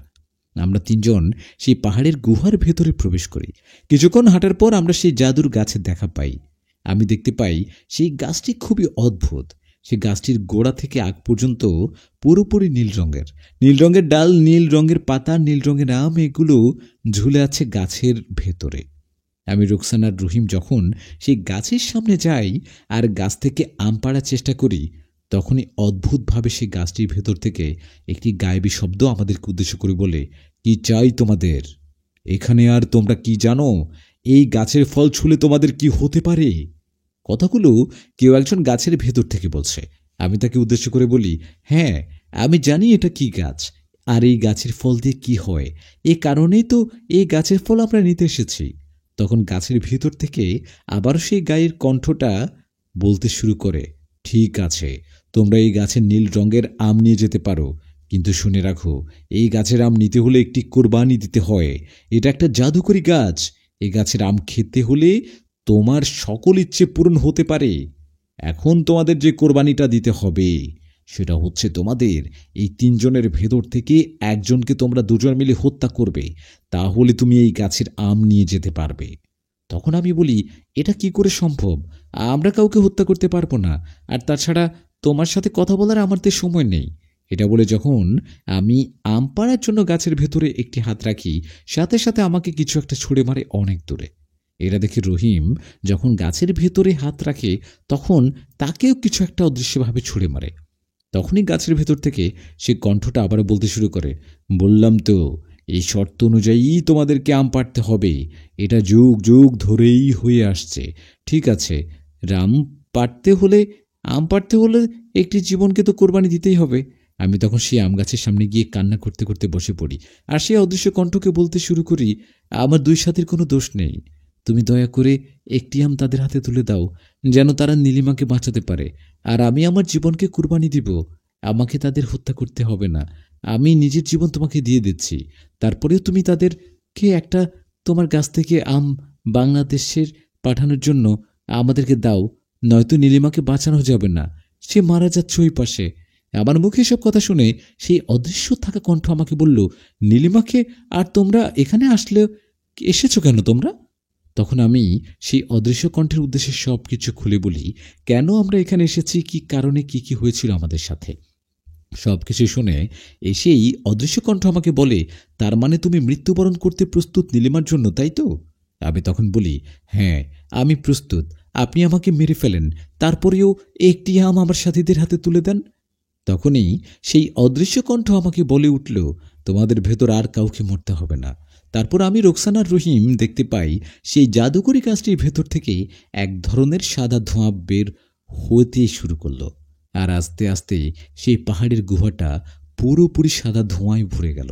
আমরা তিনজন চোখে কিছু দেখতে পাচ্ছিলাম না, শুধু একে অপরের হাত শক্ত করে ধরে রেখেছিলাম। এভাবে বেশ কিছুক্ষণ যাওয়ার পর আমাদের চোখের সামনে থেকে আবারও সেই ধোঁয়া, সাদা ধোঁয়াগুলো আস্তে আস্তে সরে যেতে শুরু করলো, আর এবার আমরা চোখের সামনে ঝাপসা ঝাপসা সব কিছু দেখতে পাচ্ছি। সাদা ধোঁয়াগুলো সবার সামনে থেকে সরার পর আমরা আমাদের চোখের সামনে দেখতে পাই সেই জাদুর গাছের সামনে এখন 20টি লোক দাঁড়ানো। লোকগুলো খুব অদ্ভুত ধরনের সাদা এক ধরনের পোশাক পরে আছে, তাদের সকলের মাথায় টুপি আছে। সব থেকে অদ্ভুত বিষয়, তাদের সকলের পাখির মতো 2টি করে ডানা আছে। তাদের চেহারাগুলো এত সুন্দর বলে বোঝাতে পারবো না। তারা সবাই কারা আর কোথা থেকে বা এখানে এলো আমি কিছুই বুঝতে পারছিলাম না। আমাকে রোকসানা রহিম বলে তাদেরকে সালাম করো। আমরা 3 জন একসাথে তাদের সকলকে একটু সালাম দেই, আসসালামু আলাইকুম ওয়া রাহমাতুল্লাহি ওয়া বারাকাতুহু। তারা সকলেই আমাদের সালামের উত্তর দেয়। তারপরে তাদের মাঝখান থেকে একজন ব্যক্তি আমাদের দিকে এগিয়ে আসে। সে আমার কাছে এসে বলে, আমি তোমার সাথে এতক্ষণ যাবৎ কথা বলেছিলাম রাতুল। শোনো রাতুল, মহান আল্লাহ পাক এই জাদুকরি আম গাছ শুধুমাত্র 2টি তৈরি করেছে। একটি গাছ আল্লাহ পাক রেখেছে মহা আকাশের চাঁদের মাঝখানে, আর একটি গাছ পৃথিবীর বুকে এই মরুভূমির ছোট পাহাড়ের গুহায় রেখেছে। আর এই গাছ 2টি পাহারা দেওয়ার জন্য আল্লাহ পাক 20টি পরী আর 20টি জিনকে তৈরি করেছে। মহাকাশের চাঁদের মাঝে যে গাছটি আছে সেই গাছটিকে পাহারা দিচ্ছে 20টি পরী, আর পৃথিবীতে থাকা এই গাছটিকে পাহারা দিচ্ছে আমরা 20 জন জিন। আমাদের এই মরুভূমির ছোটই পাহাড়ের গুহার বাইরে যাওয়া পুরোপুরি নিষেধ। আর চাঁদের মাঝে যেসব পরীরা গাছটিকে পাহারা দিচ্ছে তাদের চাঁদের বাইরে আসা সম্পূর্ণ নিষেধ। আমরা যেন এই গাছটিকে রেখে দূরে কোথাও না যেতে পারি, তাই মহান আল্লাহ পাক আমাদের খাবারের ব্যবস্থা এই গাছটির ভেতরেই করে দিল। আর এই গাছের নীল আম হচ্ছে আমাদের একমাত্র খাদ্য। আর প্রতি 6 ঘন্টা পর পর যদি আমরা এই নীল রঙের আম না খাই তাহলে মারা যাব। তাই আমরা এই গাছকে রেখে কোথাও যেতে পারি না। আমি জানি না আকাশের সেই চাঁদের পরী কেন তার জীবনের মায়া না করে তোমাকে সাহায্য করার জন্য পৃথিবীতে চলে এসেছে। আমি তাদের বলি, এই গাছকে এত লুকিয়ে রাখার কি আছে? কি এমন আছে গাছের ভেতরে? তখন সে আমাকে বলে, দেখো রাতুল, কিয়ামতের আগে অনেক কিছু হবে। এমন একটা সময় আসবে যে মানুষ মৃত্যুর কথা ভুলে যাবে, মানুষ খারাপ কাজ করতে কোনো ভয় পাবে না। তখন আল্লাহ পাক একটি ভয়ানক মহামারী সকলের মাঝে ছড়িয়ে দেবে, যখন সকল মানুষ আবারও তাদের ভুলগুলো বুঝতে পারবে আর খাস মনে আল্লাহ পাকের কাছে ক্ষমা চাইবে, মাপ চাইবে। তখন আল্লাহ পাক এই গাছটিকে মানুষের সামনে প্রকাশ করবে। এই গাছের পাতা খেয়ে সকলে আবার সুস্থ হবে। আল্লাহ পাক যে সব জিনিসই তৈরি করেছে সব কিছুরই একটি না একটি কারণ অবশ্যই আছে।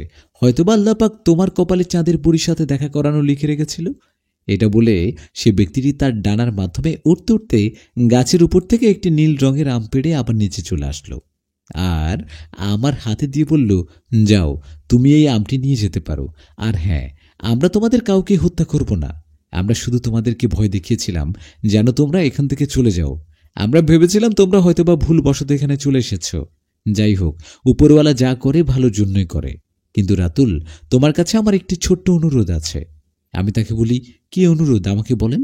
সে বলে, দেখো ভাই, কাউকে কোনোদিন এই গাছের বিষয়ে কিছু বলো না। এই গাছটি সকলের নজরে আসার এখনো সঠিক সময় হয়নি।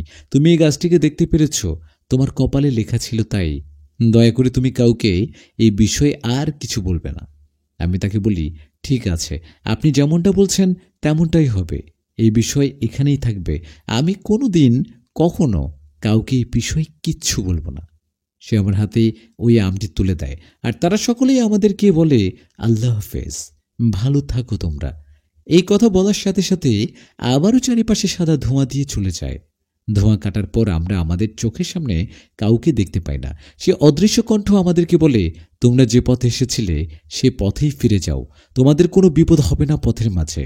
আমি রোকসানা রহিম মিলে সেই গুহা থেকে বাইরে চলে আসি আর পাহাড়ে বাইরে এসে সেই সুড়ঙ্গ ধরে আবারও হাঁটতে শুরু করি। সুড়ঙ্গ দিয়ে কিছুক্ষণ হাঁটার পরেই আমরা আবারও ফিরে আসি সেই কবরস্থানের ওই জাদুর কবরের ভিতরে। আমি দেখি মিজান দরবেশ দাঁড়িয়ে আছে। আমাদেরকে দেখে সে বলে, কি জাদুকরি আম নিয়ে এসেছ?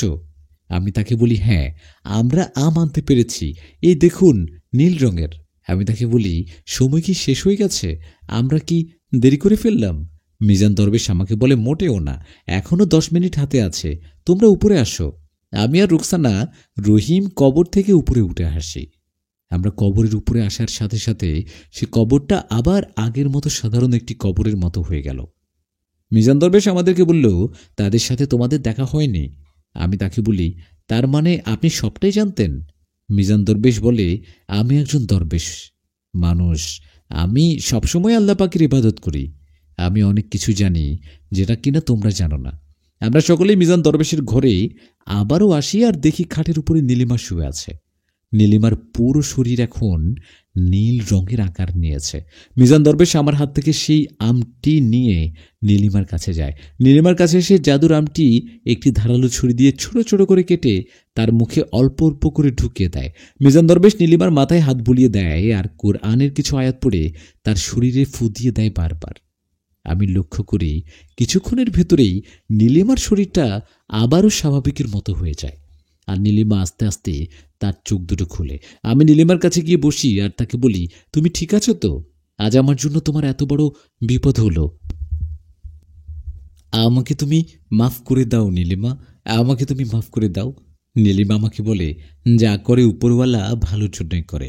আল্লাপাক তার কপালে কি লিখে রেখেছে কেউ তো জানে না, আমরা কেউই জানি না। যা হওয়ার তা হয়ে গেছে। দেখো, আমি পুরোপুরি সুস্থ হয়ে গেছি আর আমি সুস্থ হতে পেরেছি তোমাদের জন্য, নয়তো আমি মরে যেতাম। আমার জীবন বাঁচানোর জন্য আপনাদের সকলকে অনেক ধন্যবাদ। তখনই হঠাৎ করে চারিপাশে খুব জোরে হাওয়া বইতে শুরু করলো। এ কি, বাড়িতে ঝড় উঠছে, কিন্তু এখন তো শীতকাল, এখন তো এরকম ঝড় উঠার কথা না। তখন মিজান দরবেশ আমাদেরকে বলে, এটা কোনো সাধারণ ঝড় না, তারা সকলে চলে এসেছে। আমি জানতাম তারা আসবে নীলিমার খোঁজে।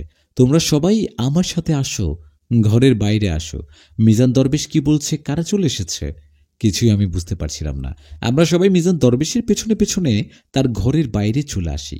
আমরা সবাই ঘরের বাইরে এসে দেখি চারিপাশে অনেক জোরে জোরে ঝড়ো বাতাস বইছে, গাছপালাগুলো ভেঙে চুড়ে পড়ছে চারিপাশে।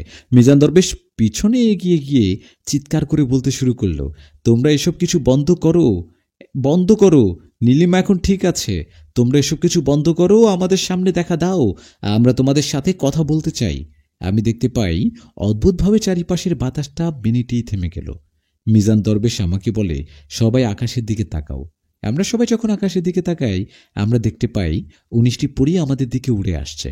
আমি লক্ষ্য করে দেখতে পাই তাদের সকলের শরীরে নীলিমার মতোই পোশাক। আমি বুঝে যাই তারা সবাই হচ্ছে চাঁদের পরী। সেই 19টি চাঁদের পরী মাটিতে নেমে এলো আর আমাদের কাছে এসে বলল, তোমরা নীলিমা চৌধুরী নিয়ে এসেছ, তোমাদের এত বড় সাহস? বলতে যাবেন, তখন নীলিমা বলে, আপনি একটু থামেন, থামেন না, আমি তাদেরকে বুঝিয়ে বলছি কি হয়েছে। নীলিমার তার সাথীদের সব কিছু খুলে বলে আর সেটা সকলে দোষ স্বীকার করে। সবটা শুনে নীলিমার সাথে খুব রেগে যায় সাথীরা আর তাকে বলে, তুমি জানো না আমাদের চাঁদের বাইরে আসা নিষেধ, তারপরও তুমি এই সাধারণ ছেলের জন্য চাঁদের বাইরে এই পৃথিবীর মাটিতে নেমে এলে। নীলিমা তখন আমাদের সকলের সামনেই তার সাথীদের বলে, আপনাদের চোখে রাতুল খুব সাধারণ একটা মানুষের ছেলে হলেও তবে আমার চোখে সে অসাধারণ একটি ছেলে। তার চিন্তাভাবনার সাথে আর 5টি ছেলে চিন্তাভাবনা কখনো এক হয় না। আমি দূর থেকে রাতুলকে দেখতে দেখতে কখন যে তার প্রেমে পড়ে গেছি আমি নিজেও জানি না। তখন মিজান দরবেশ নীলিমার কাছে এসে বলে, এটা তুমি ঠিক করোনি, তুমি তাকে ভালোবেসে অনেক বড় ভুল করেছ, কারণ উপরওয়ালা তোমাদেরকে একটি দায়িত্ব দিয়েছে। তোমার উচিত ছিল তুমি সেই দায়িত্ব নিশ্চিত হয়ে পালন করবে। যেহেতু তুমি ভুল করেছ, এখনও সময় আছে, উপরওয়ালার কাছে মাপ চেয়ে নিজের দায়িত্ব আবারও বুঝে নাও, কারণ উপরওয়ালার দয়ার কোনো শেষ নেই। তুমি মাপ চাইলে অবশ্যই সে তোমাকে মাফ করবে। নীলিমা কান্না করতে করতে মাটিতে বসে পড়ল আর হাত দুটো আকাশের দিকে দিয়ে উপরওয়ালার কাছে তার ভুলের জন্য মাপ চাইল। মিজান দরবেশ নীলিমাকে মাটি থেকে উঠায় আর বলে, উপরওয়ালা তোমাকে ক্ষমা করে দিয়েছে, শোনো, তুমি আর কখনো পৃথিবীতে আসবে না, এটা আমাকে কথা দাও। নীলিমা মিজান দরবেশকে বলে, আপনাকে আমি কথা দিচ্ছি আর কখনো আমি পৃথিবীতে আসব না, আমি আমার দায়িত্ব পালন করব, যে দায়িত্ব আমাকে মহান আল্লাহ পাক দিয়েছে। নীলিমা আমার কাছে এসে কান্না করতে করতে বলে, রাতুল তুমি ভালো থেকো, আর হ্যাঁ, তুমি আমার কাছে আসলে খুবই স্পেশাল একজন মানুষ, কখনো নিজেকে বদলাবে না, তুমি যেমন আছো সব সময় এমনই থাকার চেষ্টা করো। আমি প্রতিদিন তোমাকে দেখব আমার জাদুর আয়নাতে, তোমার সাথে এই মধুময় স্মৃতিগুলো আমি আমার জীবনে বাধাই করে রাখবো। আমি কিছু বলছিলাম না, শুধু কান্না করছিলাম। আমি হয়তো নীলিমার প্রেমে পড়ে গেছি, কিন্তু এখন আমি তাকে এই কথাটা বলতে পারবো না, কারণ তাকে এখন ফিরতে হবে তার নিজের দেশে। নীলিমা আমাদের সকলের থেকে বিদায় নিয়ে তার সাথীদের সাথে আবারও চাঁদে যাওয়ার জন্য রওনা করল। দেখতে দেখতে তারা সকলেই আমাদের চোখের বাইরে ওই গভীর মহাকাশে মিলিয়ে গেল। নীলিমা যাওয়ার পর আমি মাটিতে বসে পাগলের মতো চিৎকার করে কান্না করছিলাম। মিজান দরবেশ আমার কাছে এসে বলে, তুমি যা করেছো একদম ঠিক করেছো। তোমার জায়গায় অন্য কেউ হলে বা নীলিমাকে তার ভালোবাসার বাঁধনে আটকে রাখত, কিন্তু তুমি সেটা করনি। এই কারণেই হয়তোবা নীলিমা বলেছে তুমি আর 5জন ছেলের মতন না। আমিও মেনে নিচ্ছি তুমি আর 5জন ছেলের মতন না। আমি মিজান দরবেশকে বলি, বিশ্বাস করে সে যাওয়ার পর আমার মনে হচ্ছে আমার ভেতর থেকে কলিজাটা কেউ একজন নিয়ে যাচ্ছে। আমি তো কখনো তাকে ভালোবাসিনি, তারপরেও আমার এত কষ্ট হচ্ছে কেন আমি জানি না। আমি এটা ভাবতেই পারছি না নীলিমার কখনো আমার সাথে দেখা করতে আসবে না আর। মিজান দরবেশ আমাকে বলে, নিয়তির বিধান কখনো কেউ পরিবর্তন করতে পারে না, করা যায় না রাতুল। তুমি আবারও তোমার দৈনিক জীবনে ফিরে যাও, নিজেকে সামলাও। মিজান দরবেশ রুকসানা আর রহিমকে বলে, রাতুলকে তার হোটেলে পৌঁছে দিয়ে আসো। আমি মিজান দরবেশ থেকে বিদায় নিয়ে রুকসানা ও রহিমকে নিয়ে সে পাহাড় থেকে নেমে আসি। হাসতে হাসতে আমি আমার হোটেলের সামনে চলে আসি। রুকসানা রহিম আমাকে বলে, এখন আমাদের ফিরতে হবে রাতুল। আমি রুকসানা রহিমকে বলি, দেখো নীলিমা তো আর কখনো আমার কাছে আসতে পারবে না, তবে এই একটি রাতের ভেতরেই তোমরা দুজন আমার খুব কাছের বন্ধু হয়ে গেছো। তোমরা তো জিনপুরি, তোমরা চাইলেই আমার সাথে যে কোনো সময় দেখা করতে আসতে পারো। রুকসানা রহিম বলে, তুমিও আমাদের খুব কাছের বন্ধু হয়ে গেছো রাতুল। আমরা যখনই সময় পাই তোমার সাথে দেখা করতে আসবো। আল্লাহ হাফিজ রাতুল, ভালো থেকো তুমি, আর নিজের যত্ন নিও। আমরা মন থেকে দোয়া করব যেন তুমি নিজেকে সামলে আবারও দৈনিক কাজে ব্যস্ত হয়ে পড়তে পারো। রুকসানা রহিম আমার থেকে বিদায় নিয়ে চলে গেল। তারা যাওয়ার পর আমি আমার হোটেলে প্রবেশ করি। হোটেলে আসার পর আমি দেখতে পাই হোটেলের সামনে 4জন পুলিশ অফিসার দাঁড়িয়ে আছে, আর তাদের সাথেই আছে তাদের মানে আমার সকল বন্ধু। আমাকে দেখে সবাই আমার কাছে ছুটে এলো আর জানতে চাইল, কোথায় ছিলি তুই?